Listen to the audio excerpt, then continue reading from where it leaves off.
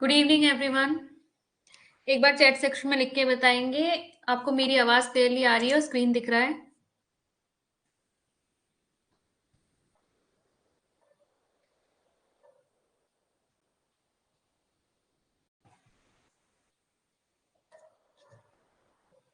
Okay, thanks Neha. Good evening Monika, Neha, नमस्ते Kuber. Good evening Jyoti, Leela. Okay,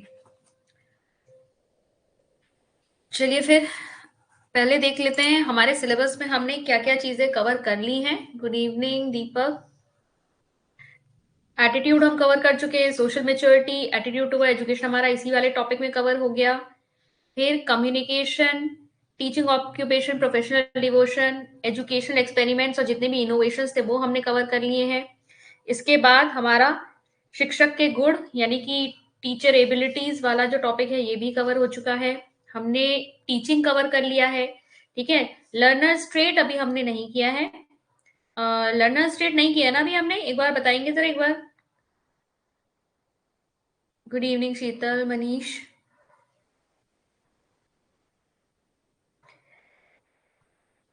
good evening Lalita.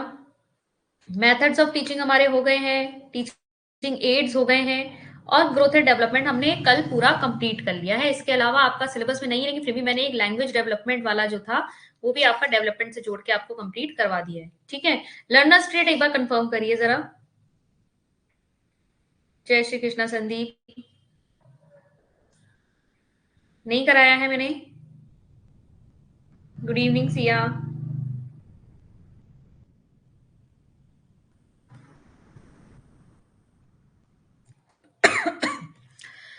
अच्छा, एक जो आपका टॉपिक यहाँ बचा है ना, इफेक्टिव फैक्टर्स ऑफ टीचिंग, यानी बेसिकली यहाँ पर है शिक्षक को प्रभावित करने वाले कारक। इंग्लिश में थोड़ा गलत लिखा है, फैक्टर्स अफेक्टिंग टीचिंग है। ठीक है, यानी ऐसे कौन कौन से कारक हैं जो शिक्षण को प्रभावित करते हैं। ओके कुबेर, ठीक है ठीक है, मैं उसको लर्निंग में करवा दूंगी फिर। चलिए, इफेक्टिव फैक्टर्स ऑफ टीचिंग जो है आपके, यानी कि शिक्षण को प्रभावित करने वाले कारक, ये आपके सेम ही हैं जो आपकी लर्निंग को प्रभावित करने वाले कारक हुए। क्योंकि लर्निंग हम यहाँ किसकी बात कर रहे हैं, टीचिंग लर्निंग प्रोसेस की बात कर रहे हैं। उसमें जो आपके कारक होते हैं, चाहे हम आपके फैक्टर्स ले लें, ह्यूमन रिसोर्सेज ले लें, चाहे एनवायरमेंट ले लें, ये सारे फैक्टर्स जो है, लर्नर ले लें, टीचर ले लें, ये सारे फैक्टर्स आपके आपको लर्निंग में भी देखने को मिलेंगे। तो ये मत सोचिएगा हमने यहाँ पर टॉपिक छोड़ दिया है, ये टॉपिक सेम है। जो फैक्टर लर्निंग के होंगे वही फैक्टर्स आपके टीचिंग के होंगे, तो ये यहीं पे कवर हो जाएगा। ठीक है, आज हम कवर करेंगे लर्निंग। पहले इसके कॉन्सेप्ट को समझेंगे, फैक्टर्स कौन कौन से इसे अफेक्ट करते हैं, किस किस टाइप की लर्निंग होती है हम उसको देखेंगे। ठीक है, हाँ ठीक है, चलिए स्टार्ट करते हैं फिर। लर्निंग पे आ जाएंगे। लर्निंग के कॉन्सेप्ट और करेक्टरिस्टिक्स को समझने की कोशिश करेंगे। सबसे पहले तो कुछ डेफिनेशन जो यहाँ पर दी गई, जैसे हेनरी बी स्मिथ की एक डेफिनेशन है कि लर्निंग का मतलब क्या है, एक्विजिशन ऑफ न्यू बिहेवियर और strengthening of weakening of old behaviour as a result of experience. अनुभव के द्वारा जब हम कोई नया व्यवहार सीखते हैं, नए व्यवहार को अर्जित करते हैं और पुराना व्यवहार जो है वो कमजोर हो जाता है, यानी पुरानी सीखी हुई चीजें कहीं ना कहीं सुदृढ़ नहीं होगी, लेकिन अनुभव अगर आप जिस चीज का करते रहोगे वो व्यवहार आपका सुदृढ़ होता रहेगा। वही क्या है, आपका लर्निंग है। इसी को आप क्या कहेंगे, लर्निंग कहेंगे। Good evening Thakur sir. Woodward की डेफिनेशन है, नवीन ज्ञान तथा नवीन प्रतिक्रियाओं का अर्जन करने की प्रक्रिया अधिगम प्रक्रिया है। अधिगम के द्वारा हम क्या करते हैं, नई नॉलेज सीखते हैं, नया ज्ञान हमें मिलता है, या नए तरीके के अनुभव हमें होते हैं, नई प्रक्रियाएं कैसे करनी है वो हम सीखते हैं, किसी काम को करने का तरीका हम सीखेंगे। तो वो सब किस में आएगा, लर्निंग में आएगा। ऐसे किमले की एक डेफिनेशन है, learning is a relatively permanent change in behaviour potentiality that occurs as a result of reinforced practice. अब लर्निंग को इन्होंने क्या कहा है, रिलेटिवली परमानेंट चेंज। ये अभी हम उसके कैरेक्टरिस्टिक में भी पढ़ेंगे। लर्निंग ना कभी बहुत ज्यादा परमानेंट मानी जाती है, ना बहुत स्थायी है, ना बहुत ही ज्यादा टेम्परेरी है। टेम्परेरी भी नहीं है कि अभी मैंने आपको कुछ कहा और एकदम एकदम भूल जाएंगे, ठीक है, लेकिन परमानेंट भी नहीं है कि आज मैंने जो कहा वो हमेशा हमेशा के लिए आपके दिमाग में छप गया, ऐसा भी नहीं होता है। क्या है, अगर हमें किसी चीज को लॉन्ग टर्म तक याद रखना है तो हमें उसकी बार बार प्रैक्टिस करती रहनी पड़ती है, हमें बार बार उसे रिवाइज करते रहना पड़ता है। ठीक है, तो किबले का कहना यही है कि लर्निंग रिलेटिवली परमानेंट चेंज है। ठीक है, रिलेटिवली परमानेंट चेंज हम क्यों कह रहे हैं, लर्निंग आप किसकी लर्निंग को हम कैसे डिफाइन करते हैं साइकोलॉजी में, कि बच्चे ने सीख लिया, उसकी लर्निंग हो गई, तो उसको हम कैसे कहते हैं, हमें चेंज इन बिहेवियर दिखाई देगा, change in behaviour. Pooja learning, learning है आज का टॉपिक, अधिगम। चेंज इन बिहेवियर, व्यवहार में परिवर्तन, इससे झलकता है बच्चे ने सीखा या नहीं सीखा, बच्चे को आया या नहीं आया, वो कैसे दिखाई देगा, उसके चेंज इन बिहेवियर में, उसके व्यवहार के परिवर्तन में दिखाई दे जाएगा। गुड इवनिंग पूजा। ठीक है। और अगर बार बार बच्चे के अंदर प्रॉपर तरीके से आपको क्या कराना है, चेंज इन बिहेवियर कराना है, लर्निंग करवानी है, तो आपको क्या करना पड़ेगा, बार बार उसे री करना पड़ेगा, बार बार उसे प्रैक्टिस करानी पड़ेगी, अभ्यास कराना रहेगा, कराना पड़ेगा, तभी वो लर्निंग ज्यादा समय तक उसके पास टिकी रहेगी। अदरवाइज क्या होगा, अगर वो छोड़ देगा प्रैक्टिस करना तो वो भूल जाएगा। और ऐसा नहीं होता है कि कोई चीज एक बार सीख ली तो कभी नहीं भूलोगे, ठीक है। ऐसा बहुत मुश्किल से होता है, बहुत कम चीजों के लिए ऐसा होता है। फिर गेट्स एंड अदर्स की एक डेफिनेशन है कि learning is modification of behaviour through experience and training. क्या आता है, व्यवहार में परिवर्तन आता है जब अनुभव से, प्रशिक्षण से, उसी को हम लर्निंग कहते हैं। ठीक है। आपने बच्चे को कुछ मैथ्स के नए फॉर्मूले के थ्रू सम्स करने सिखाए और बच्चा उसे सीख गया, अगर उसकी प्रैक्टिस करेगा तो वो क्या कर देगा, उस पर उसकी महारत हासिल हो जाएगी। वो लगातार अगर उसी तरह के क्वेश्चंस करता गया तो उसे वो क्वेश्चंस प्रॉपरली करने आ जाएंगे। तो बाय ट्रेनिंग एंड एक्सपीरियंस आपने उसके बिहेवियर में क्या मॉडिफिकेशन किया, आपकी क्लास में आने से पहले वो क्वेश्चंस नहीं कर पाता था, लेकिन आपकी क्लास अटेंड करने के बाद, बार बार प्रैक्टिस करने के बाद, अब वो उस तरह के क्वेश्चंस को सॉल्व कर लेता है। तो ये उसके बिहेवियर में मॉडिफिकेशन है। फिर स्किनर का कहना है कि learning is a process of progressive behaviour adaptation. ठीक है। अधिगम व्यवहार में उत्तरोत्तर अनुकूलन की एक प्रक्रिया है। हम क्या करते हैं, अपने आस के एनवायरमेंट के साथ क्या करते हैं, लगातार अडेप्ट करते हैं। तो स्किनर ने कहा लर्निंग यही प्रोसेस है, जैसे जैसे हम अपने व्यवहार में अनुकूलन लाने की कोशिश करते हैं, अपने आसपास की परिस्थितियों के साथ, या जो समस्याएं हमारे सामने आ रही हैं उसके साथ हम एक अनुकूलन बिठाने की कोशिश करेंगे, वही क्या है, हम सीखते जाएंगे, उसी से हम सीखते जाएंगे। तो वही हमारी लर्निंग कहलाएगी। ऐसे गिलफर्ड की एक डेफिनेशन है कि learning is any change in behaviour resulting from behaviour. ठीक है। व्यवहार के कारण व्यवहार में आया हुआ कोई परिवर्तन। व्यवहार क्या हुआ, बेसिकली यहाँ व्यवहार कह रहे हैं प्रैक्टिकलिटी, आप प्रैक्टिकली आप किसी चीज के साथ जो कर रहे हैं उसकी वजह से आपके फाइनल व्यवहार में जो परिवर्तन आया, वही क्या है, आपकी लर्निंग। ठीक है। आप कोई एक्टिविटी के थ्रू अगर कुछ सीख गए तो उस एक्टिविटी को करना, उस व्यवहार को करते वक्त आपके व्यवहार में जो परिवर्तन आया है उसी को इन्होंने अधिगम कहा। और क्रो एंड क्रो की एक डेफिनेशन है कि learning is acquisition of habits, knowledge and attitude. Learning क्या है, किसका अधिग्रहण है, जब आप ज्ञान, आदत और अभिवृत्तियों का अर्जन करते हैं, किसी चीज के प्रति आपका दृष्टिकोण बनता है, किसी चीज की का ज्ञान आपको मिलता है, कोई आदत आपको लग जाती है, ठीक है, किसी काम को करने का एक तरीका आपको आ जाता है, तो ये सब क्या है, लर्निंग में आता है। अच्छा, लर्निंग जो है ये प्रोसेस भी है और रिजल्ट भी है। ठीक है। इसे हम क्या कहेंगे, प्रोसेस यानी प्रक्रिया भी है, और क्या है, ये इसका नतीजा या रिजल्ट भी है, परिणाम भी है। जैसे अगर मैं कहूं कि मैं कोई चीज सीख रही हूं, मान लो मैं कोई दूसरी भाषा बोलना सीख रही हूं, तो ये learning, I am learning French या आई एम लर्निंग रशियन। ठीक है। तो क्या है ये, यानी कि मैं कोई दूसरी भाषा सीख रही हूं, तो ये लर्निंग की मेरी प्रक्रिया चल रही है। ठीक है। और अगर मैंने किसी काम को सीख लिया तो भी मैं ये कहूंगी कि मेरी लर्निंग हो गई है। ठीक है। अगर कोई बच्चा जो है वो अगर सीख जाए कि उसे आग में अपनी उंगली नहीं डालनी है, तो उसकी लर्निंग हो चुकी है। क्या लर्निंग हो चुकी है, कि आग में उंगली डालूंगा तो मेरी उंगली जल जाएगी, वो सीख चुका है। तो लर्निंग क्या है, प्रक्रिया भी है और परिणाम भी है, दोनों के अर्थों में इसको लिया जाता है। फिर एक और चीज आती है यहां पर,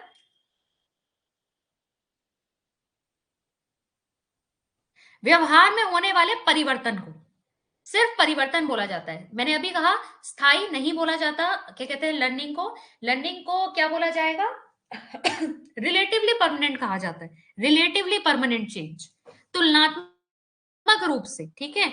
ना बहुत ज्यादा परमानेंट है, ना बहुत ज्यादा टेम्परेरी है। अनलर्निंग भी लर्निंग का हिस्सा है। अनलर्निंग, अनलर्निंग कहने का मतलब कोई चीज आपने क्या करी, आपने छोड़ी, आपने उसको करने का तरीका बदल दिया, वो भी अनलर्निंग में आएगा। और अनलर्निंग फॉरगेटिंग से अलग होता है। अनलर्न करने का मतलब है आपको किसी काम को करने का कोई तरीका आता था, ठीक है, आप किसी काम को एक तरीके से करते थे, लेकिन किसी ने आपको बताया कि इसको करने का एक शॉर्ट ट्रिक है। अब आप क्या कर रहे हो, आपको पूरा तरीका तो पता है कि एक लंबे मेथड से सॉल्व किया जा सकता है, लेकिन किसी ने आपको शॉर्ट ट्रिक सिखा दी, तो अब सिर्फ आप शॉर्ट ट्रिक से ही काम करते हो। अच्छा, किसी-किसी बुक में स्थायी है, लेकिन वैसे आपका लर्निंग को आप डेफिनेशन वाइज़ भी जाओगे, तो स्थायी नहीं माना जाता, ठीक है? रिलेटिवली परमानेंट उसके लिए बहुत करेक्ट आंसर है। ओके, ठीक है, तो अब आपने उस चीज़ को, यानी यहाँ पर आपने उसे भूले नहीं हो, आपने अनलर्न किया है, ठीक है? आपने जो लंबा प्रोसेस जो सॉल्व करने के लिए आप पहले इस्तेमाल किया करते थे, अब आपने उसे इस्तेमाल करना छोड़ दिया है। आप उसे भूले नहीं हो। तो फॉरगेटिंग अलग है, अनलर्निंग अलग है, और अनलर्निंग भी आप सोच समझ के करते हो। अनलर्निंग भी एक तरह की लर्निंग है। आपको जब शॉर्ट ट्रिक आई, तो आपने सोचा कि ये क्वेश्चन मेरे सामने जब आएगा, तो मैं इसे इतने लंबे मेथड से क्यों करूं, मैं इस मेथड से नहीं करूंगा, मैं इसे शॉर्ट ट्रिक से करूंगा, ठीक है? तो ये क्या है, अनलर्निंग भी सोच समझ कर होती है। भूलते कैसे हो, भूलता तो आपके दिमाग से कुछ चीज निकल गई, वो भूल गए, उसमें आपका कंट्रोल नहीं है, लेकिन अनलर्निंग आप सोच समझ के कर रहे हो, ठीक है? तो अनलर्निंग आपकी फॉरगेटिंग से अलग होती है, और अनलर्निंग लर्निंग का ही हिस्सा है, ठीक है? अब करेक्टरिस्टिक्स की बात करते हैं, सीखने की विशेषताएं। तो सबसे पहला है, learning is change in behaviour. सीखना व्यवहार में परिवर्तन है। जैसा कि अभी मैंने बताया, व्यवहार में परिवर्तन हम क्यों कह रहे हैं इसे, क्योंकि ना ये बहुत ज्यादा स्थायी है, ना ये बहुत ज्यादा आपका टेम्परेरी है। ये क्या है, लेकिन हम किससे देखेंगे, व्यवहार में परिवर्तन से इसको देखेंगे। अगर किसी की लर्निंग हुई है, तो हमें उसके बिहेवियर में वो दिखाई देगा। जैसे अभी मैंने एग्जांपल दिया आपको, कि अगर वो बच्चे, कोई बच्चे आपकी क्लास में आए, आपने उन्हें कोई क्वेश्चंस करने सिखाए मैथ्स में, ये वाला फॉर्मूला यूज करके आप ये वाले क्वेश्चंस कर सकते हो। बच्चे ने अगर वो सीख लिया, तो अब आपको उसके व्यवहार में क्या परिवर्तन नजर आएगा, कि बच्चा जो है, पहले उन क्वेश्चन को नहीं कर पाता था, अब वो उन क्वेश्चन को करने लगा है। तो ये क्या है, सीखना, सीख व्यवहार में परिवर्तन लेके आता है। दिखाई कैसे देगी लर्निंग, व्यवहार में दिखाई देगी, परिवर्तन से दिखाई देगी। सेकेंड है, इट इज रिलेटिवली एंड्योरिंग और परमानेंट। अपेक्षाकृत स्थायी है, ठीक है? ना बहुत अधिक स्थायी, ना बहुत ज्यादा टेम्परेरी, अपेक्षाकृत स्थायी कह सकते हैं। जैसे, आप, ऐसा नहीं है ना कि अगर आपने बचपन में साइकिल चलाते थे आप, आज अगर आपने बहुत समय तक नहीं चलाई है, तो आप ये नहीं कह सकते कि आप बिल्कुल भूल चुके हो उसको। आप थोड़ी सी प्रैक्टिस करो, तो आप कुछ ही देर में फिर से साइकिल चलाना अच्छे से सीख जाओ, क्योंकि बचपन में आपने सीख रखा था। तो ये क्या है, रिलेटिवली परमानेंट है। ना ऐसा है कि आपने एक बार सीखा आप बिल्कुल ही भूल जाओगे, ना ऐसा होता है कि आपने एक बार जो याद किया वो हमेशा के लिए आपके दिमाग में रह जाएगा। कंटिन्यूअस लाइफ लॉन्ग प्रोसेस है। सीखना हमेशा चलता रहता है, बिल्कुल डेवलपमेंट की तरह ही। जैसे विकास है, विकास क्या है, आपके किसी एक डोमेन में अगर मान लो रुक भी जाए, फिजिकल डोमेन में रुक भी जाए, तो अन्य डोमेन्स में चलता रहता है। आप लगातार, आपके सामने नई सिचुएशंस आती है, आप कुछ ना कुछ सीखते रहते हो। तो इसी तरीके से लर्निंग भी जो है, हर क्षेत्र में आपकी, मतलब आप कुछ ना कुछ सीख रहे हो। ये जीवन भर चलने वाली प्रक्रिया है, ठीक है? ओल्ड एज में भी बहुत सारे लोग सीखते रहते हैं। फिर है, it is a universal process. हर जीव के अंदर, चाहे वो कोई भी स्पीशी हो, ह्यूमन बीइंग हो, कोई जानवर हो, किसी भी तरह के जीव की हम बात कर ले, उनमें एक सार्वभौमिक एक प्रवृत्ति पाई जाती है सीखने की। एक मंकी अगर है ना, वो बचपन से ही अपने माता पिता को क्या करते हुए, पेड़ पौधों पे उछलते कूदते हुए देख रहा है। उसे पता है क्या खाना है, खाने की चीज क्या है मंकी के लिए। ऐसी एक बिल्ली है, वो किस तरीके से क्या करती है, वो दूध की तरफ या शिकार करना सीखती है। तो उसकी लर्निंग कहाँ होनी है, उसके जीवन के लिए जो जरूरी है, वो उन चीजों को सीखेगा। हर चीज के अंदर, हर जीव के अंदर जो है, एक लर्निंग की जो एक्टिविटी है, ये पहले से ही प्रेजेंट होती है, ठीक है? हम कुछ ना कुछ, ये जो सीखने का प्रोसेस है, सार्वभौमिक है। ये किसी एक से जुड़ा हुआ नहीं है, ये सभी लोगों से जुड़ा हुआ है। फिर it is purposive and goal directed. उद्देश्यपूर्ण होती है, लक्ष्य निर्देशित होती है। जब भी आप लर्निंग करते हो किसी चीज के लिए, तो वो हमेशा किसी ना किसी गोल को अचीव करने के लिए होता है। जैसे अभी भी आपके सामने गोल क्या है, एलटी का एग्जाम, इसलिए आप क्या कर रहे हो, ये पेडागोजी के इतने सारे चैप्टर्स पढ़ रहे हो, सीख रहे हो, लर्निंग कर रहे हो, ठीक है? कोई भी चीज आप सीख रहे हो, चाहे प्रैक्टिकलिटी पे भी आप नॉर्मल गेम्स भी अगर सीख रहे हो ना आप, मतलब जो बच्चे खेलना शुरू करते हैं अपने हम उम्र बच्चों के साथ, जो है जब बच्चे ग्रुप गेम्स खेलते हैं, तो उन्हें क्या आनंद प्राप्त हो रहा है, कुछ ना कुछ लक्ष्य जरूर होता है, या तो उन्हें कोई संतुष्टि मिल रही है, कोई आनंद मिल रहा है, कुछ ना कुछ उन्हें जरूर उससे प्राप्त हो रहा है, कोई ना कोई लक्ष्य है उनका, जिसके लिए वो क्या कर रहे हैं, कोई चीज सीख रहे हैं। फिर है, it involves reconstruction of experiences. अनुभवों का पुनर्निर्माण इसमें शामिल है। जरूरी नहीं है आपने एक बार जो चीज सीख ली, आप उसमें कोई भी परिवर्तन नहीं कर सकते। आप बिल्कुल उसमें परिवर्तन कर सकते हैं। अगर आपको कोई काम करने का तरीका जो आता था पहले, अब आपको लगता है कि नहीं ये अभी जो ये चेंज बहुत हो चुका है, ये प्रॉब्लम, अब इसको जो सॉल्यूशन है इसका वो ऐसे नहीं निकलेगा, कुछ और चेंज करना पड़ेगा, तो ऑब्वियसली आप वो चेंज लेकर आओगे, ठीक है ना? तो जैसे-जैसे आपको एक्सपीरियंसेस मिलते जाते हैं, उसके अनुसार आपकी लर्निंग या अनुभवों में भी क्या होता रहता है, पुनर्निर्माण होता रहता है। जैसे हम स्कीमास की भी बात करते थे ना कॉग्निटिव डेवलपमेंट में, कि स्कीमास में भी क्या होता है, एसिमिलेशन, अकोमोडेशन चलता रहता है, जिससे कि क्या किया जा सकता है, आसपास की सिचुएशन के साथ अडेप्ट किया जा सकता है। सिमिलरली लर्निंग में भी क्या होगा, एक्सपीरियंसेस के आधार पर आप क्या करते रहते हो, रिकंस्ट्रक्ट करते रहते हो अपनी लर्निंग को।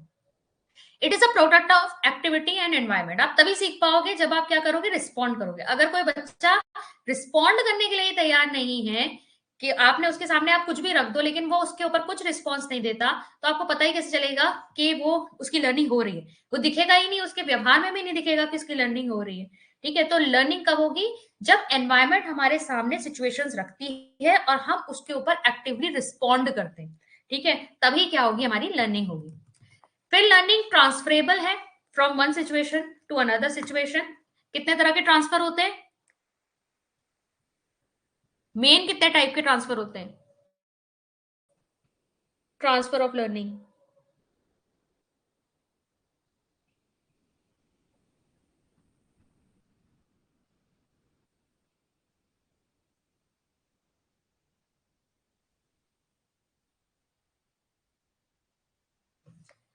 हम्म, तीन, करेक्ट। तीन होते हैं, पॉजिटिव, नेगेटिव एंड जीरो। हाँ बिल्कुल सही संदीप। पॉजिटिव मतलब ए सिचुएशन में सीखी हुई चीज हमें बी सिचुएशन में भी सीखने में हेल्प कर रही है। ठीक है, साइकिल चलाना स्कूटी चलाने में हेल्प करता है।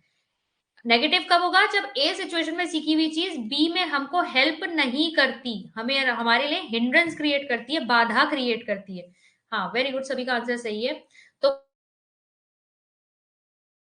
वो क्या हो जाएगा, नेगेटिव ट्रांसफर। जैसे स्कूटी चलाना आता है, अब आप कार चलाना सीख रहे हो तो आपके लिए बहुत दिक्कत हो रही है, क्योंकि आप उसमें हैंडल ढूंढ रहे हो, आप उसमें ब्रेक ऊपर से ढूंढ रहे हो। ठीक है, और हाँ को भी सकारात्मक, नकारात्मक और शून्य। और जीरो कब होता है, जब दो अनरिलेटेड सिचुएशन की बात होती है, यानी ए का में सीखी हुई चीज जो है ना बी में आपको हेल्प करेगी, ना ही आपके लिए कोई बाधा क्रिएट करेगी, इन दोनों में कोई रिलेशन ही नहीं है, तो वो जीरो ट्रांसफर हो जाएगा। ठीक है, इसके बाद जब हम डिटेल में पढ़ेंगे तो हम वहां पे आपका वो भी पढ़ेंगे, वर्टिकल हॉरिजॉन्टल। चलिए, फिर है not necessarily imply improvement. Learning से जरूरी नहीं है हमेशा ही सुधार आए। क्यों, हमेशा जरूरी क्यों नहीं है सुधार आए? अगर आप गलत चीज सीख गए, सीखना तो किसी में भी हो सकता है ना, अच्छी चीज भी सीख सकते हो, गलत चीज भी सीख सकते हो। तो अगर आप गलत चीज सीख रहे हैं तो वो आपके अंदर किसी भी तरह का सुधार नहीं लेकर आएगा। ठीक है, फिर है not necessarily development in right direction. हम ये नहीं मान सकते कि अगर लर्निंग हो रही है तो वो सही दिशा में ही विकास को लेके, विकास की तरफ लेके जाएगी। जरूरी नहीं है हमेशा राइट डायरेक्शन में ही डेवलपमेंट हो। अगर आप गलत दिशा में जा रहे हो, आप गलत चीजें सीख रहे हो, तो आपका डेवलपमेंट थोड़ी हो रहा है सही डायरेक्शन में। ठीक है, ये आप ऐसे भी देख सकते हो कि अगर मान लो आप किसी पर्टिकुलर एग्जाम की तैयारी कर रहे हो, लेकिन आपकी जो तैयारी है, आप लर्निंग तो कर रहे हो, बहुत पढ़ रहे हो, लेकिन वो जो आपकी पढ़ाई है या वो जो आप पढ़ रहे हो वो उस एग्जाम से उतनी रिलेटेड नहीं है, आप गलत दिशा में चले गए, तो वो क्या है, वो आपके लिए कोई भी विकास लेकर नहीं आएगी। आप उस एग्जाम को क्रैक नहीं कर पाओगे अगर आप सही ढंग से पढ़ाई नहीं कर रहे हो, उस पर्टिकुलर एग्जाम के लिए नहीं कर रहे हो। फिर है helps in teaching learning process. Obviously teaching learning process आपका लर्निंग पर ही निर्भर करता है। टीचर सिखा रही है, बच्चे अगर सीखने के लिए तैयार हैं, बच्चे जो है उनके व्यवहार में परिवर्तन दिखाई देता है, तो क्या होगी, उनकी लर्निंग होगी। तो ये टीचिंग लर्निंग प्रोसेस में हेल्प करता है। Helps in balance development of personality. एक व्यक्तित्व के विकास के लिए लर्निंग बहुत ज्यादा आवश्यक है। जब तक बच्चा बहुत सारे क्षेत्रों में अपने जो जितने भी डोमेन है डेवलपमेंट के, उनमें चीजें सीखेगा नहीं, उसकी एक बैलेंस पर्सनालिटी नहीं बन सकती। लर्निंग जितनी ज्यादा होगी उतना ज्यादा व्यक्तित्व निखर के आता है। और प्रॉपर एडजस्टमेंट में हेल्प करता है। आसपास अपनी सिचुएशन के साथ आप समायोजन किस तरीके से बैठाएंगे, ये भी आपको सीखना पड़ता है। ठीक है, तो ये तो थे हमारे कैरेक्टरिस्टिक्स कुछ लर्निंग के। अब हम बात करते हैं फैक्टर्स अफेक्टिंग लर्निंग, और यही आपके फैक्टर जो मैं अभी बात कह रही थी आपके टीचिंग में भी आएंगे। टीचिंग को कौन प्रभावित करता है, वो भी यही कारक है। तो पहला है आपका फैक्टर्स एसोसिएटेड विद लर्नर। सबसे पहले तो हमारे टीचिंग में भी क्या आता है, स्टूडेंट आता है ना, स्टूडेंट है, टीचर है, एनवायरमेंट है, तीन चीजें हैं वहां पर। तो सबसे पहले लर्नर से जुड़े हुए कौन कौन से कारक हैं जो लर्निंग को या टीचिंग लर्निंग प्रोसेस को अफेक्ट करते हैं। तो सबसे पहले तो है लर्नर की खुद की फिजिकल और मेंटल हेल्थ, शारीरिक और मानसिक स्वास्थ्य। जब तक बच्चे का शारीरिक और मानसिक स्वास्थ्य ठीक नहीं होगा, आप उससे अच्छी लर्निंग एक्सपेक्ट नहीं कर सकते। बच्चा तभी तो सीखेगा जब वो खुद से हेल्दी फील कर रहा होगा, उसका मानसिक स्वास्थ्य जो है वो अच्छा होगा। मतलब फिजिकली भी अच्छा होना जरूरी है, बीमार नहीं होना चाहिए, थका हुआ नहीं होना चाहिए, और मेंटली भी अच्छा होना जरूरी है। ये नहीं होना चाहिए कि घर में उसके माहौल बहुत खराब है, बहुत डिस्टर्ब्ड है, बहुत टेंशन में है, बहुत परेशान है बच्चा, तब भी उसकी लर्निंग नहीं हो पाएगी। तो फिजिकल और मेंटल हेल्थ प्रॉपर होनी चाहिए। फिर बेसिक पोटेंशियल ऑफ लर्नर, मतलब बच्चे की जो मूल क्षमताएं हैं वो क्या है, किसके टर्म्स में। एक तो बच्चे की जन्मजात कैपेबिलिटीज या क्षमताएं कैसी है। हमने ग्रोथ एंड डेवलपमेंट में भी पढ़ा था ना कि बहुत सारी चीजें जो है वो हेरिडिटी पे भी निर्भर करती हैं, कि बच्चे का इंटेलेक्चुअल लेवल कैसा है, बौद्धिक स्तर कैसा है, उसका भावनात्मक स्तर कैसा है। तो यहाँ पर जब पोटेंशियलिटी की बात हो रही है, एबिलिटी या क्षमताओं की बात हो रही है, तो बच्चे के अंदर चीजों को समझने की, सीखने की कितनी क्षमता है, ये प्रभावित करेगी उसकी लर्निंग को। जो बच्चे जितने इंटेलिजेंट होंगे, जितने ज्यादा उनके अंदर कैपेबिलिटी होगी ज्यादा सीखने की, उतने ज्यादा अच्छा परफॉर्म करके दिखाएंगे क्लास में। जनरल इंटेलिजेंस, सामान्य ज्ञान बच्चे का, कॉमन सेंस जिसे हम कहते हैं, कॉमन सेंस कैसी है, स्पेसिफिक नॉलेज मतलब विशिष्ट चीजों के बारे में ज्ञान उसे कितना है, उसके अंडरस्टैंडिंग स्किल्स कैसे हैं, समझने की क्षमता। कई बच्चे जो होते हैं वो एक ही बार में उनको समझाओ अच्छे से समझ में आ जाता है, कई बच्चे ऐसे होते हैं जिनको जब तक आप कोई एक्टिविटी वगैरह में इन्वॉल्व नहीं करोगे तब तक उन्हें समझ में नहीं आएगा। ठीक है, चाहे वो किसी पर्टिकुलर एरिया की बात कर ले या आप कहते हैं जनरल बात कर लें, लेकिन किस तरीके से वो चीजों को समझते हैं, क्या उनका सामान्य ज्ञान है या समान बौद्धिक क्षमता है, वो उस पर भी डिपेंड करेगा। और फिर इंटरेस्ट, एटीट्यूड, एप्टीट्यूड, बच्चे की रुचि किसमें है। ठीक है, इसीलिए तो हमें अलग अलग डिफरेंस देखने को मिलता है। कई बच्चे जो होते हैं हिंदी में बहुत अच्छा करते हैं लेकिन इंग्लिश और एसएसटी में बहुत अच्छा नहीं कर रहे हैं, उनके मार्क्स कम आ रहे हैं। कई बच्चे मैथ्स में बहुत अच्छा कर रहे हैं लेकिन उनके हिंदी में मार्क्स कम आ रहे हैं। तो वो क्यों है, क्योंकि उनका इंटरेस्ट किसी एक पर्टिकुलर सब्जेक्ट में ज्यादा है। तो इंटरेस्ट, दृष्टिकोण, खुद का एप्टीट्यूड बच्चे का कैसा है, ये सब चीजें भी उसकी लर्निंग को प्रभावित करती हैं। फिर बच्चे का लेवल ऑफ एस्पिरेशन और अचीवमेंट क्या है। ठीक है, बच्चे की आकांक्षा और उपलब्धि, प्रेरणा का स्तर, मतलब बच्चा कितना अचीव करना चाहता है, उसका मन है भी, जब आप पेरेंट्स उसके ऊपर दबाव डाल रहे हैं कि तुम्हें क्लास में फर्स्ट आना है, तो उसका मन है कि वो क्लास में फर्स्ट आना चाहता है, क्या वो उसकी पढ़ाई, इतनी पढ़ाई करने के लिए तैयार है। उसकी खुद के अंदर भी तो वो प्रेरणा होनी चाहिए कि मैं क्लास में फर्स्ट आके दिखाऊं या मेरे को बहुत अच्छे मार्क्स मिले। अगर बच्चे के अंदर से भी ये नहीं एस्पिरेशंस आ रहे हैं, ये नहीं उसके अंदर मोटिवेशन आ रहा है, तो आप उससे नहीं मजबूर कर सकते सीखने के लिए। फिर गोल्स ऑफ लाइफ, जीवन में बच्चे का लक्ष्य क्या है, उसने क्या सोच रखा है अपने लिए कि मुझे बड़े होकर क्या बनना है, उसी हिसाब से जो है उसकी लर्निंग आगे प्रभावित होती है। और रेडीनेस एंड विल पावर, यानी बच्चे की तत्परता और इच्छा शक्ति। बच्चे को आप तब तक नहीं सिखा सकते जब तक वो सीखने के लिए तैयार नहीं है। अगर बच्चा सीखने के लिए तैयार हुआ तभी आप उसको लर्न करवा सकते हो, अदरवाइज नहीं। तो बच्चे की अपनी इच्छा शक्ति है या नहीं सीखने की, या बच्चा तैयार है या नहीं सीखने के लिए, ये बहुत ज्यादा इंपॉर्टेंट है। जो ये बच्चे से जुड़े हुए या स्टूडेंट से जुड़े हुए कारक हैं जो उसकी लर्निंग को प्रभावित करते हैं। अब हम बात करते हैं लर्निंग एक्सपीरियंसेस से, यानी अधिगम अनुभव जो है उससे रिलेटेड जो क्या आपके कारक हैं जो टीचिंग लर्निंग को प्रभावित करेंगे। जैसे सबसे पहले इसमें आता है सीखने की प्रकृति, नेचर ऑफ लर्निंग, मतलब सिखाया कैसे जा रहा है। फॉर्मल है, इनफॉर्मल है। फॉर्मल मतलब जो आप स्कूल में बैठाकर सिखाते हो। ठीक है, स्कूल में बैठाकर आप क्या कर रहे हो, प्रॉपर वहां पर आपका टाइम टेबल है, शेड्यूल है, एक निश्चित अवधि का आपका पीरियड लगता है। ठीक है, उसमें आपका एक पर्टिकुलर सिलेबस है, पर्टिकुलर टॉपिक्स आपके डिवाइडेड है, हर चीज जो है वहां पर एक प्रॉपर उसका एक कोड है, कोड ऑफ कंडक्ट है जिसके थ्रू वो होगा। फॉर्मल होता है। इनफॉर्मल मतलब ऐसे ही खेल खेल में, ठीक है, आप और हम बात करते करते बस चीजें एक दूसरे को समझा दे, बता दे, वही इनफॉर्मल हो जाएगा। आप अपनी मम्मी से खाना बनाना सीख रहे हैं, बड़े भाई से साइकिल चलाना सीख रहे हैं, ये सब इनफॉर्मल हो गया। तो लर्निंग एक्सपीरियंस बच्चे को किस तरीके से मिल रहा है, इसीलिए तो आजकल एक्टिविटी बेस्ड लर्निंग पर ज्यादा जोर दिया गया है कि बच्चा खेल खेल में चीजें सीख जाए और उसे पता भी ना चले कि उसने उसकी लर्निंग हो गई है। ठीक है, तो फॉर्मल है या इनफॉर्मल है, इंसिडेंटल है या वेल प्लान्ड है। इंसिडेंटल मतलब आकस्मिक, या मतलब उसके सामने कोई सिचुएशन आई और उसी से वो सीख गया, या वेल प्लान, अच्छी तरीके से सुनियोजित तरीके से उसे सिखाया गया है, जैसे स्कूल में होता है, प्रॉपर आपके लिए डिफाइन किया जाता है कि इतना आपको यूनिट 1 में पढ़ाया जाएगा, इतना यूनिट 2 में पढ़ाया जाएगा, टेस्ट लिया जाएगा, कब क्या किया जाएगा, तो ये सारा वेल प्लान होता है। फिर डायरेक्ट है या इनडायरेक्ट है, प्रत्यक्ष आपको अनुभव हो रहे हैं या अप्रत्यक्ष, इनडायरेक्टली आपने किसी को देखकर कोई चीज सीख ली, या फिर डायरेक्टली आपको कोई चीज सिखाई जा रही है। तो ये लर्निंग एक्सपीरियंस कैसा दिया जा रहा है, वो आपका अफेक्ट करता है बच्चे की लर्निंग को। दूसरा आपका क्या आता है, लर्निंग एक्सपीरियंसेस जो हैं वो प्रिंसिपल ऑफ चाइल्ड सेंटर्डनेस को फॉलो कर रहे हैं या नहीं। मतलब हर चीज क्या है आजकल, क्यों बाल केंद्रित कही जाती है, कि हर चीज जो है बच्चे के लेवल के अनुसार की जाए, बच्चे की साइकोलॉजी को ध्यान में रखकर की जाए, तभी बच्चा सीख पाएगा। अपने आप से अगर आप कोई ऐसे एग्जाम्पल देंगे जिससे बच्चा रिलेट ही ना कर पाए, तो बच्चे को कुछ समझ में नहीं आएगा, फिर वो लर्निंग एक्सपीरियंसेस अच्छे नहीं माने जाएंगे। तो जो लर्निंग एक्सपीरियंसेस आप बच्चे को दे रहे हो, वो बाल केंद्रित सिद्धांत पर आधारित होने चाहिए।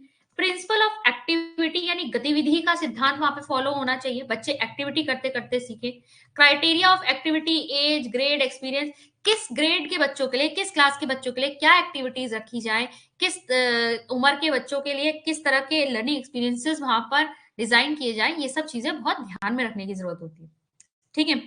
और फिर तीसरा है, whether learning experiences are suitably organized for attainment of desired education objectives होगा, objectives or not। ठीक है। मतलब जो अधिगम अनुभव आप बच्चों को देना चाहते हो, क्या वो उसके द्वारा आप अपने शैक्षिक उद्देश्य प्राप्त कर पाएंगे या नहीं। ठीक है, आपके जो अधिगम अनुभव हैं वो इस तरीके से होने चाहिए ना, क्योंकि अल्टीमेटली उन लर्निंग एक्सपीरियंसेस से आपको क्या प्राप्त करने हैं, अपने शिक्षा के उद्देश्य। तो वो जो शैक्षिक उद्देश्य हैं उनको प्राप्त करने में आपके लर्निंग एक्सपीरियंसेस किस हद तक सहायक हैं, ये आपका जो है ये भी आपका डिटरमाइन करेगा कि बच्चे की लर्निंग कैसी होगी। फिर आता है आपका मेथोडोलॉजी ऑफ लर्निंग। अभी हमने देखा कि लर्निंग एक्सपीरियंस आप कैसे प्रोवाइड कर रहे हो, अब किस तरीके से प्रोवाइड कर रहे हो।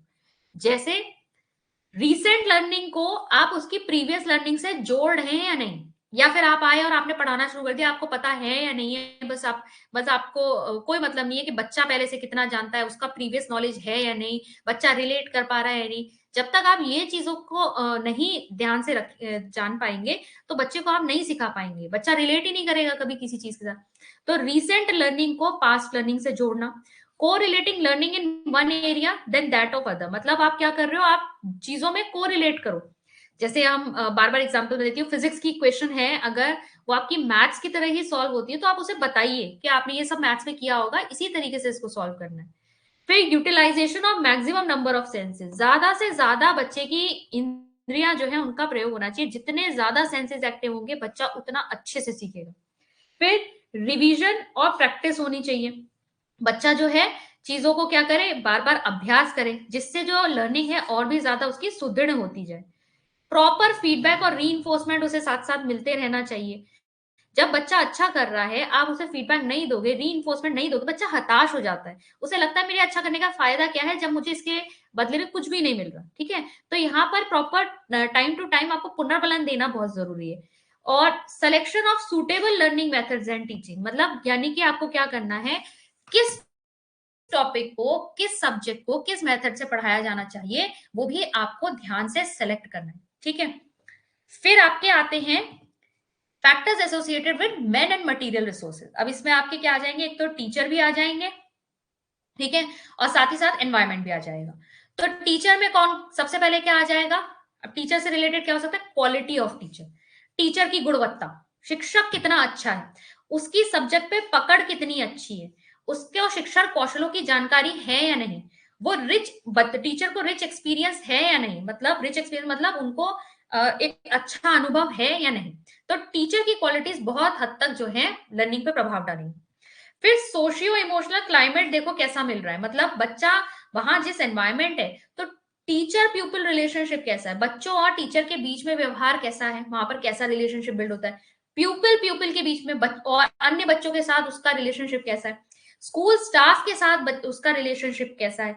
ये सारी चीजें भी बच्चे की लर्निंग पे प्रभाव डालती हैं। बच्चों को स्कूल जाना, आप देखना कभी कभी ऐसा होता है बच्चों को बहुत डांट पड़ती है तो उनको स्कूल जाना पसंद ही नहीं होता है। फिर है availability of appropriate learning material, बच्चे को वहां सीखने के लिए कितनी सुविधाएं मिल रही हैं, बच्चे को टीचिंग एड्स मिल रही है नहीं, बच्चे को text books library, laboratory facilities ये सब मिल पा रही है या नहीं, ये सारी चीजें भी बच्चे की लर्निंग पे प्रभाव डालेंगी। फिर availability of proper conducive environment, जो आसपास का एनवायरनमेंट है वो सीखने के लिए कितना अनुकूल है।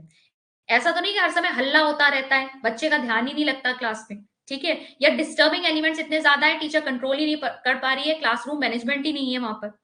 फिर है प्रॉपर सिटिंग अरेंजमेंट, बैठने की भी उचित व्यवस्था होनी चाहिए, ठीक है। अब ऐसा नहीं है बच्चे इतने अनकंफर्टेबल पोजीशन में बैठे हैं, बच्चों को कितने घंटे बैठना होता है, कम से कम 6 घंटे बच्चे स्कूल में हैं, बच्चे के लिए कम से कम बैठने की व्यवस्था अच्छी सी होनी चाहिए, नहीं तो गलत पोस्चर की वजह से बच्चों को दिक्कतें आने लगती हैं, उनको हेल्थ इश्यूज आ जाते हैं। तो प्रॉपर सिटिंग अरेंजमेंट होना चाहिए, काम और पीसफुल एनवायरनमेंट होना चाहिए। गुड इवनिंग पूनम, ठीक है, शांत वातावरण होना चाहिए। फिर यहाँ पर मैनेजमेंट और control of factors leading to distraction, जो बच्चे को भटकाते हैं क्लासरूम में, अगर ऐसी चीजें हैं जो बच्चे को भटकाएं लर्निंग पे से, तो ऐसी चीजों के ऊपर कंट्रोल होना चाहिए, टीचर का प्रबंधन होना चाहिए, टीचर को आना चाहिए क्लासरूम कैसे मैनेज करनी। कोऑपरेटिव और कॉम्पिटिटिव ग्रुप सिचुएशंस, यहाँ पर सहयोग करके सीखना या प्रतिस्पर्धा के द्वारा सीखना, ऐसी सिचुएशंस बीच बीच में क्रिएट करनी चाहिए जहां पर बच्चे ग्रुप में भी सीख सके और कंपटीशन वाली भावना के साथ भी सीख सके, ठीक है। अच्छी हेल्दी कंपटीशन की बात हो रही है, ये जेलसी वाली बात नहीं हो रही है। कॉन्जेनियल लर्निंग एनवायरनमेंट एट होम, ठीक है, घर पर भी कैसा वातावरण मिलना चाहिए, बच्चे को सीखने के लिए अनुकूल वातावरण मिलना चाहिए। ये नहीं कि लड़ाई झगड़ा हो रहा है, बच्चे का पढ़ने के लिए माहौल ही नहीं बन रहा है घर पे।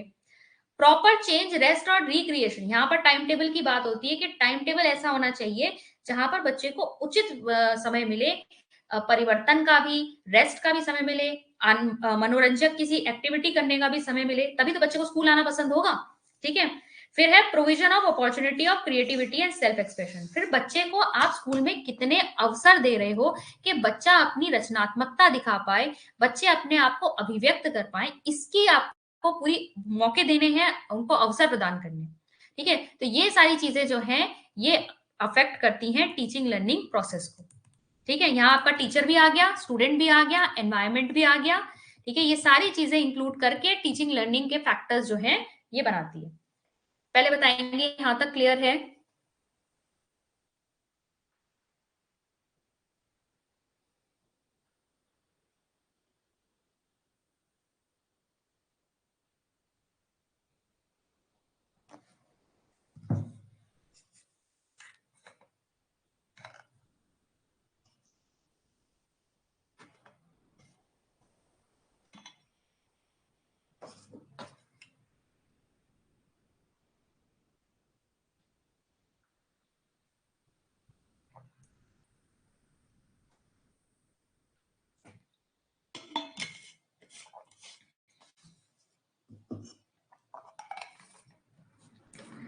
ठीक है, थोड़ा आगे बढ़ते हैं, टाइप्स ऑफ लर्निंग देख लेते हैं। अधिगम को देखिए कई तरीके से वर्गीकृत किया जाता है। सबसे पहले तो हम देखेंगे कि सिखाया कैसे जा रहा है, इनफॉर्मली, फॉर्मली या फिर नॉन फॉर्मली, इसके बेसिस पर आपका कितने टाइप की टीचिंग है। सबसे पहले तो अनौपचारिक, ठीक है। अनौपचारिक आपका लर्निंग कब होगी, जब आप ऐसे ही इंसिडेंटल, आकस्मिक रूप से आप कुछ सीख रहे हो, मतलब आप अपने बड़े भाई या बड़ी बहन से कोई चीजें, कोई गेम ही क्यों ना सीख रहे हो, आप कोई गेम सीख रहे हो, क्रॉसवर्ड पजल सॉल्व करना सीख रहे हो, ये सब क्या है, इनफॉर्मल है। फॉर्मल लर्निंग कब होती है, जो स्कूल्स और कॉलेजेस में होती है, ठीक है, स्कूल्स एंड कॉलेजेस में वेल ऑर्गेनाइज्ड होती है, प्रॉपर रूप से इसका डिजाइन किया जाता है, इतने एक साल में आपके लिए ये एक्टिविटीज रखी जाएंगी, इस तरीके से पढ़ाया जाएगा, ये बुक्स लगेंगी, इतना सिलेबस होगा, ये टाइम टेबल होगा, यूनिफॉर्म ऐसी होगी, हर चीज वहां पर फिक्स्ड होती है। ये होते हैं एजुकेशनल इंस्टीट्यूशंस। फिर आता है नॉन फॉर्मल, जिसे हम निरौपचारिक भी कहते हैं। यहाँ पर क्या होता है, ये चीजें कैसी होती है, कुछ चीजें यहाँ पर क्या है, आपके लिए फॉर्मली प्लान की जाती है, लेकिन बहुत सारी चीजों में यहाँ पर लचीलापन होता है, फ्लेक्सिबिलिटी होती है। जैसे यहाँ पर क्या किया जाएगा, पहले तो आपके लिए सिलेबस आपका एक साल का जो कवर करना है आपके लिए, वो तो ठीक है, आपके लिए डिजाइन कर दिया गया, लेकिन यहाँ पर एज आपके लिए मैटर नहीं करती। ऐसा नहीं है कि आपको किसी पर्टिकुलर सब्जेक्ट या किसी पर्टिकुलर क्लास को ज्वाइन करने के लिए यहाँ पर एक पर्टिकुलर एज का होना पड़ेगा। इसमें क्या आते हैं आपके ओपन स्कूल्स और open universities. Open schools and open universities. हाँ जी नेहा, ओपन स्कूल्स।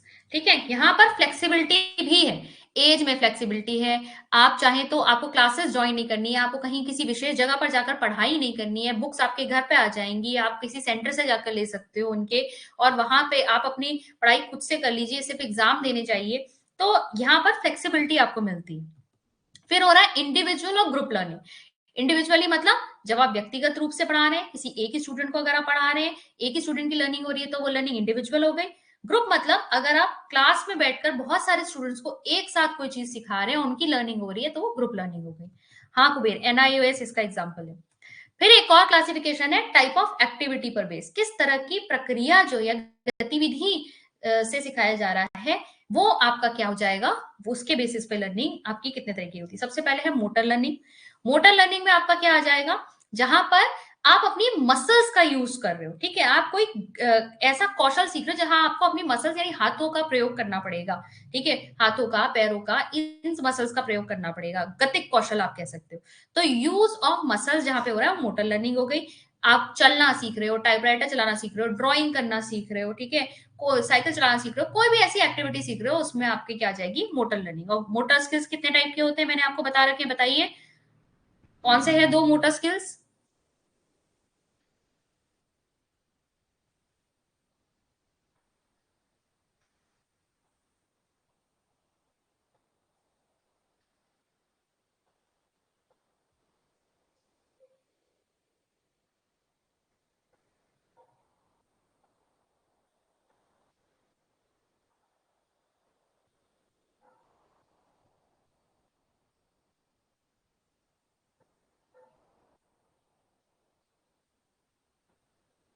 हम्म, ठीक है बेटियन, ग्रॉस और फाइन।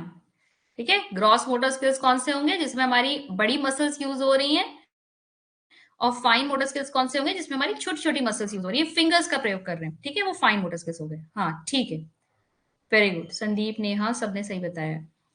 ओके, तो सबसे पहले हमने मोटर स्किल्स की बात की। दूसरा आ जाएगा, हाँ, सूक्ष्म और स्थूल, बिल्कुल सही कुबेर। डिस्क्रिमिनेशन लर्निंग यानी विभेदनात्मक अधिगम। तो डिस्क्रिमिनेशन मतलब जब आप चीजों के बीच में विभेद करना सीख जाते हो, डिफरेंस करना सीख जाते हो। हाँ, फाइन ग्रॉस, जैसे दूध और पानी के बीच में डिफरेंस करना आप सीख गए, माँ और चाची के बीच में एक बच्चे को अगर डिफरेंस करना आ गया, तो वो क्या है, विभेदात्मक अधिगम, जहां पर बच्चा दो चीजों के बीच में, दो लोगों के बीच में डिफरेंस करना सीख जाए। फिर वर्बल लर्निंग मतलब, वर्बल मीन्स मौखिक के लिए आएगा, शाब्दिक के लिए आता है बेसिकली। वैसे शाब्दिक आप कह सकते हो, जहां आप शब्दों का प्रयोग आप करना सीख जाओगे, तो आपका वर्बल लर्निंग में आ जाएगा। फिर आएगा कॉन्सेप्ट लर्निंग। आपने अगर किसी चीज के कॉन्सेप्ट को समझ लिया, कॉन्सेप्ट समझना मतलब होता है, अगर आपने किसी चीज का कॉन्सेप्ट समझ लिया, तो अब आप उसकी विशेषताएं, उसके गुण, उसके अवगुण, उस चीज के बारे में पूरी तरीके से डिस्क्राइब कर सकते हो, रिलेशन बता सकते हो। कॉन्सेप्ट समझने का मतलब ये होता है कि आपने उस चीज को पूरी तरीके से समझ लिया है, अच्छी तरीके से। तो अवधारणा सीखना इसमें आ जाएगा। फिर सेंसरी लर्निंग। सेंसरी लर्निंग संवेदी अधिगम, बेसिकली यहाँ पर आप अपने सेंसेस को यूज करना जब प्रॉपरली सीख जाते हो। ठीक है, कैसे अपने सेंसेस से चीजें परसीव करके आपको लर्निंग करनी है, कि आप सीख जाते हो, संवेदी अधिगम। ठीक है, फिर इसके बाद था हमारा Gagne hierarchy of learning. Robert M Gagne ने जो है आपकी एक लर्निंग की हायरार्की दी थी, और इन्होंने अपनी जो बुक है कंडीशंस ऑफ लर्निंग, इन्होंने एक किताब लिखी थी कंडीशंस ऑफ लर्निंग, और उसमें इन्होंने 8 बेसिक टाइप के जो है लर्निंग्स बताई थी। कितने टाइप के, 8 टाइप्स की लर्निंग बताई थी। और इन्होंने कहा था लर्निंग इसी तरीके से होती है, जैसे जैसे डिग्री ऑफ कॉम्प्लेक्सिटी यानी कठिनता का स्तर या जटिलता का स्तर बढ़ता है, वैसे वैसे किस तरीके से जो है आपकी लर्निंग होती है, उसको उन्होंने इस हायरार्की में दिखाया था। ठीक है, ये आपकी हायरार्की है। यहाँ नीचे से ऊपर की तरफ इस लर्निंग हमेशा इसी तरीके से हो, किसी भी इंसान की लर्निंग होती है तो इसी तरीके से होती है। इस पे इन्होंने 8 तरीके की बताई। पहले 4 जो है वो बिहेवियरल एस्पेक्ट्स में आती है, क्योंकि ये हमारे व्यवहार के द्वारा ज्यादा प्रकट होती है, हम व्यवहारिक रूप से चीजें सीखते हैं। और ऊपर की जो 4 है, यहाँ पर हमारे मानसिक प्रक्रियाएं, हमारी संज्ञानात्मक प्रक्रियाएं ज्यादा इस्तेमाल होती हैं, हमारे कॉग्निटिव स्किल्स ज्यादा यूज होते हैं, इसलिए कॉग्निटिव एस्पेक्ट में आते हैं। ठीक है, थोड़ा थोड़ा सा हिंट देते हुए चलती हूँ। सिग्नल लर्निंग क्या होती है, सबसे पहले आप क्या करते हो, कोई आप इस पे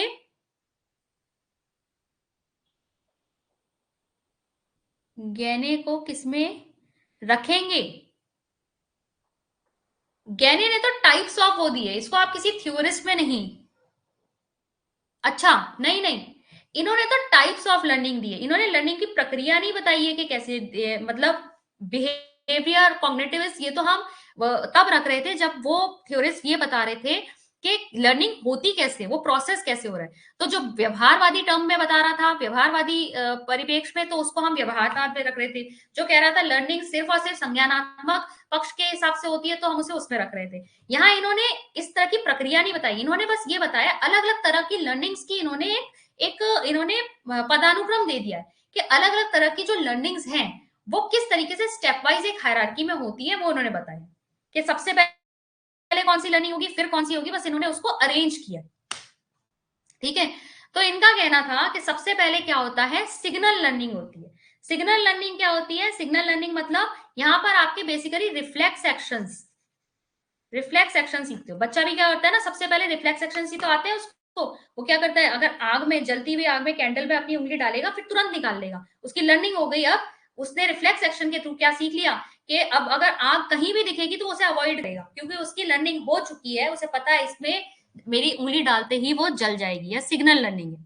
ठीक है, फिर इसके बाद क्या आती है आपकी, सबसे पहले आप सिग्नल लर्निंग सीखते हो, फिर आप क्या सीखते हो, स्टिमुलस रिस्पॉन्स लर्निंग।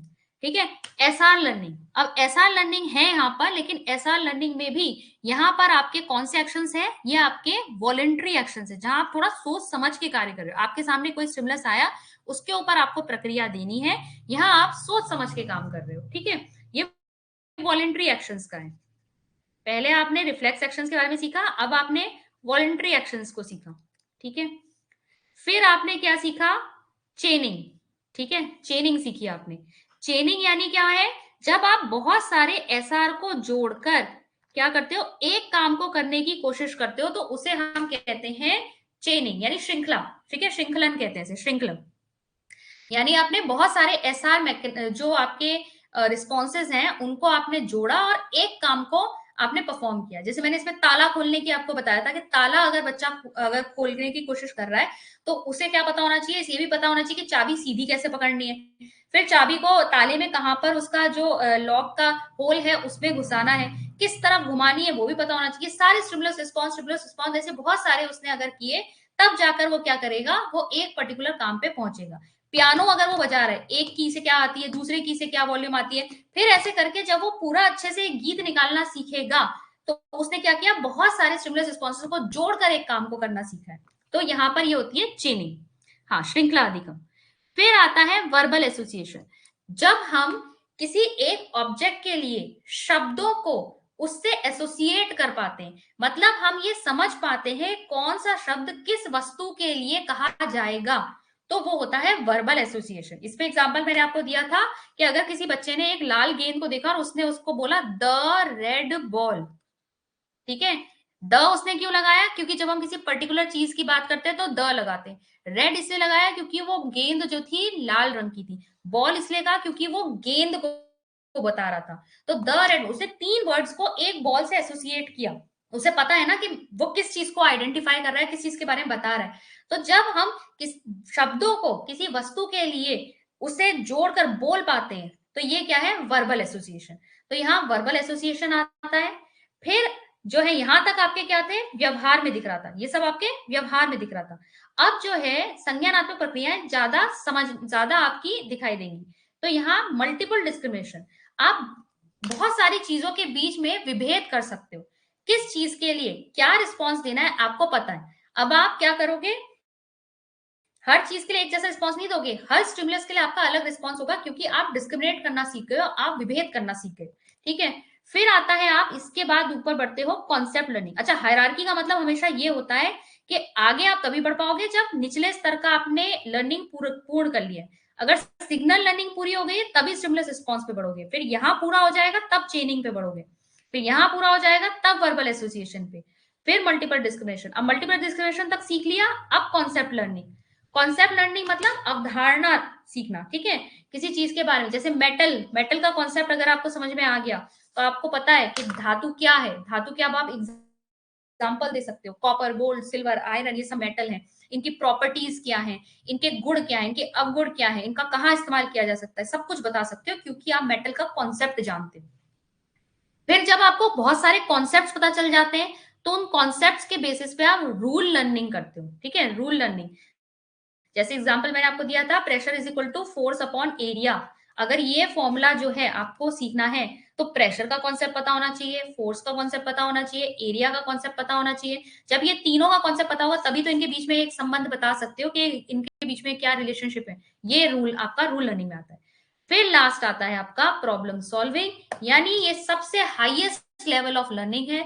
जब आप बहुत सारी लर्निंग प्राप्त कर चुके हो, अब आप क्या कर सकते हो, समस्याओं का समाधान निकाल सकते हो। तो ये क्या है, आपका प्रॉब्लम सॉल्विंग में आता है।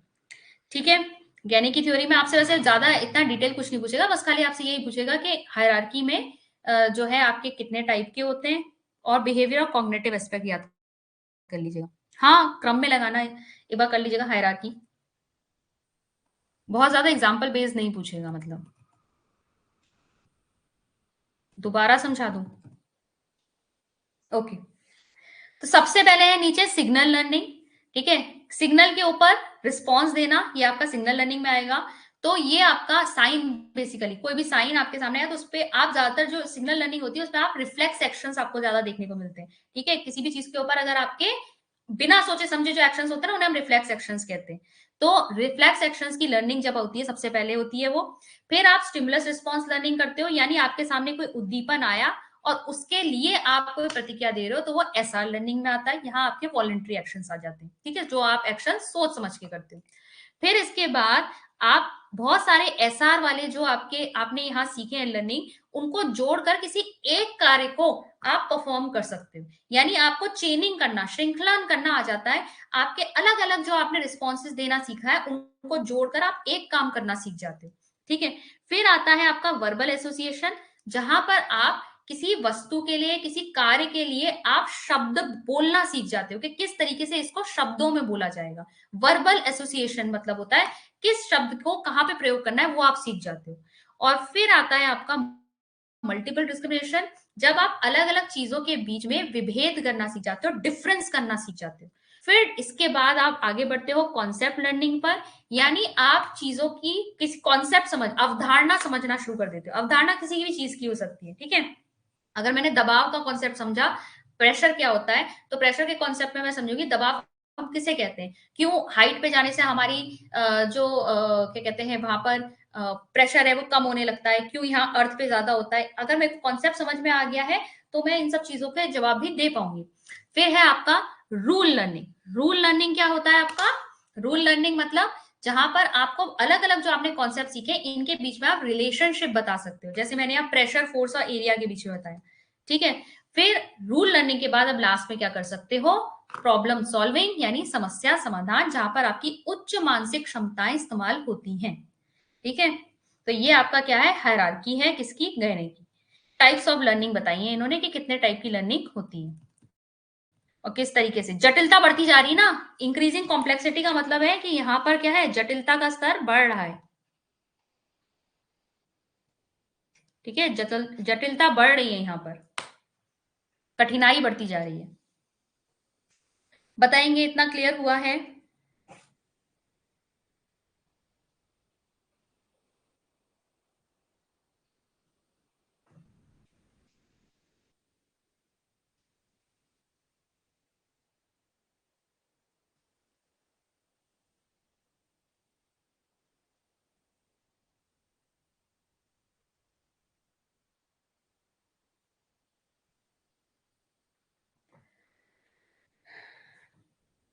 ठीक है, चलिए फिर कल की क्लास में हम पढ़ेंगे थ्योरीज। ठीक है, कोशिश करेंगे ज्यादा से ज्यादा थ्योरीज कवर कर सके।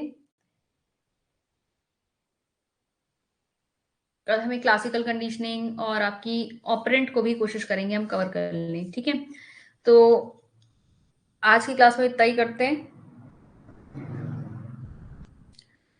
Okay, thank you so much for joining, goodbye everyone.